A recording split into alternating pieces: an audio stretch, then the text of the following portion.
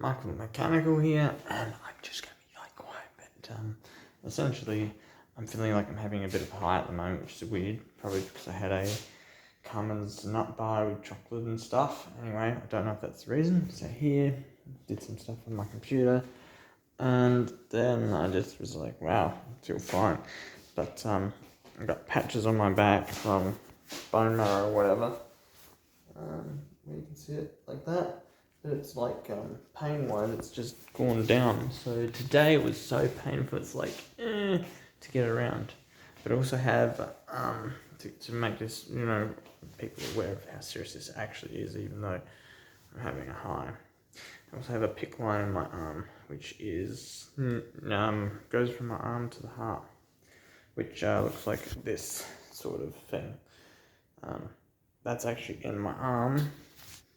Goes all the way to the heart, and I'm gonna be getting chemotherapy during the week sometime. But it's real. It's actually in. This is a PICC line, PICC, I believe it's pronounced. It's also on the sock. It's written on the sock. I figure it's worth just making a quick video or something while I'm at my best. They're telling me that my blood work is a bit weird at the moment. Like my heart rate is weird. The way my heart's operating is weird. I've brought my blood pressure from 90 up to 110. They're taking that as a win, but I just went and used the bathroom. My weight's been up and down. Actually, no, speaking of which, I'll take off my fingers. The weight of the phone's going to hurt this, but we're going to see what happens. This is my weight. Step off. 56.8. No, it's not my highest, but it's higher than when I originally came in. So it fluctuates because of fluids. I have chips. And on the other side, I have chips and a Kit Kat bar at the moment, which I have not eaten.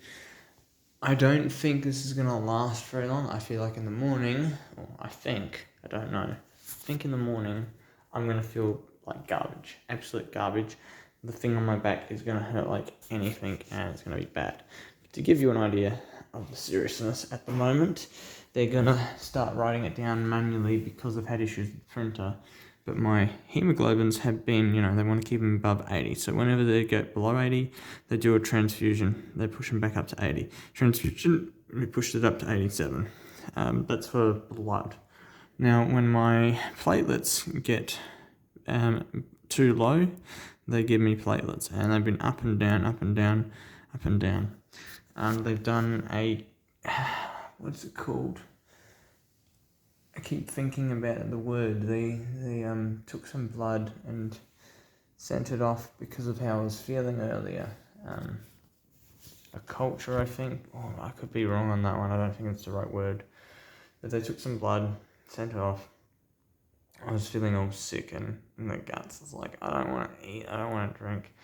That's the thing right now. I don't have a temptation. I can just do things right now, which is really weird.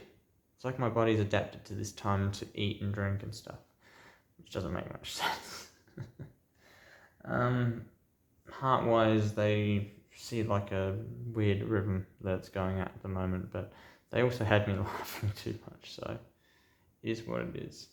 I also drank pretty much a whole jug of water, and that was really ice cold.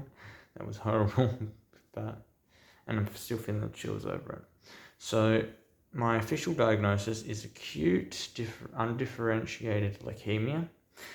That is a rare form of leukemia, and it is a blood cancer. Does not mean I'm cured. Just because I'm standing around and I'm looking really sharp and stuff, does not mean I'm cured. I'm only cured when they tell me I am, so this is going to be a year-long thing. Sometime during the week, the new week, I'm going to be getting chemo. Tomorrow I'm going to be seeing a clinical psychologist, just because of the shit about this situation. Tonight they only have 3 nurses on, so we don't really want to make it hard. But to give you an idea, if the platelets get low like that, if they're not in the normal ranges, if you hurt yourself, you are likely to have a hard time stopping a bleed. So if you bleed, it's going to be a lot harder to stop. In fact, it could be impossible to stop. Say, for example, if you have 4 platelets, which I have some people in this ward with only 4 platelets. I have 31 to 52. And it's going up. But the reason that this is really serious is because it's an aggressive cancer. It's taking over the space in the bone marrow area, so no new blood can be formed or get out of the bone, the bone and stuff. It's too crowded with quickly dividing bad cells that have mutated, and the mutation is not good, apparently. And I'm only 25 years old, and this is happening, and I'm almost 26. But yes, it's very, very serious. I can't change this. This was going to happen regardless. It's very late. It's like 12:55 in the morning.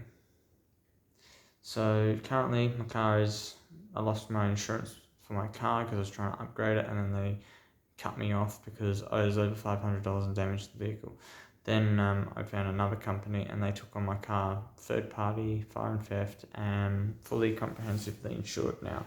It's costing more, but it's because my dad's driving it, and he knows how much I put into the car. If I have an accident, he has an accident, and he's at fault or whatever, that he can get the full value of the car back as cash or something, which won't be 100% of the cash value of the car, but the market value of the car they can try to get back anywhere between $2,500 and $5,050 based on Redbook.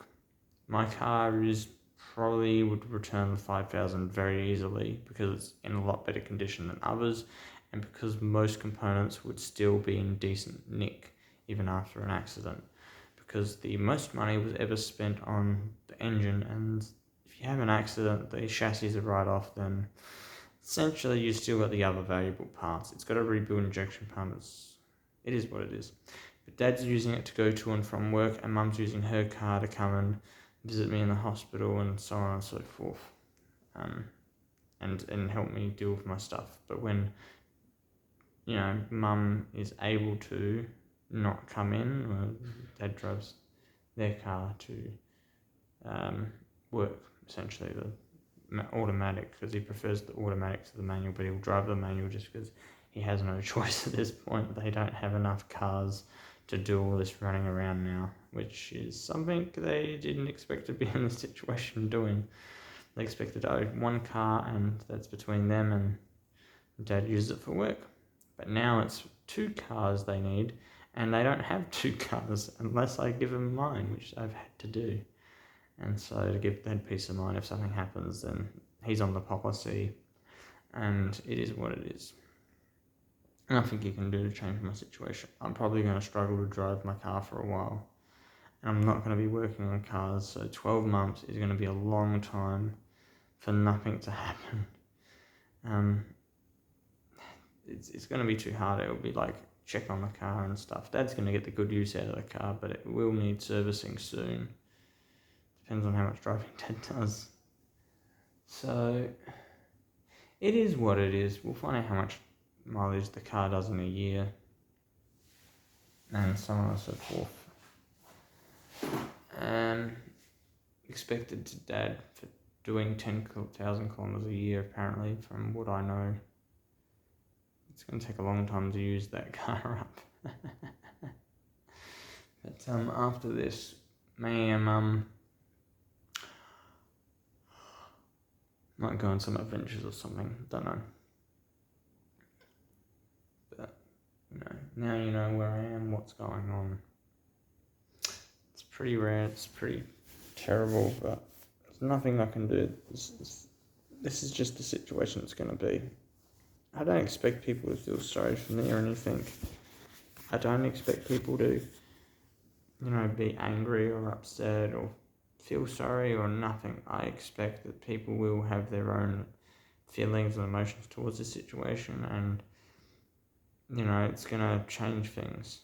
Don't know if it's good for the better or the worse, but there's always been these fears in my life, and one of the fears is that I'm always going to be going backwards because there's always going to be an obstacle in the way that stops me from progressing, and this is just another one of those obstacles, and everything I managed to save up is going down the toilet. Saved up the money because I was thinking about my games, but I was thinking about my cars a little bit and thinking, once I reach my goal, then I'll try to save some money and do Fairlane a little bit, and then do some of the Triton. Focus on the Triton being the safest it can be, so where it needs money spent on it, spend the money on it. Because the car is more important than the game at this point. If the car is unsafe, then you can't use it. I'm starting to feel the heat and the sweat and stuff, so I'm running I've got a bit of a fever, I don't know why. But that's linked to the leukemia. That's why I feel a little bit hot and sweaty, but I'm not under the blankets. But when I'm under the blankets, then it's going to be a bit more challenging, because that's when it will flare up, I think. So staying cold is probably better for my health, which it's also uncomfortable, but it'll prevent my body from sweating too much. We'll wait and see. Anyway, thank you for joining in. This is Michael Mechanical signing off. Take care, everyone. Bye.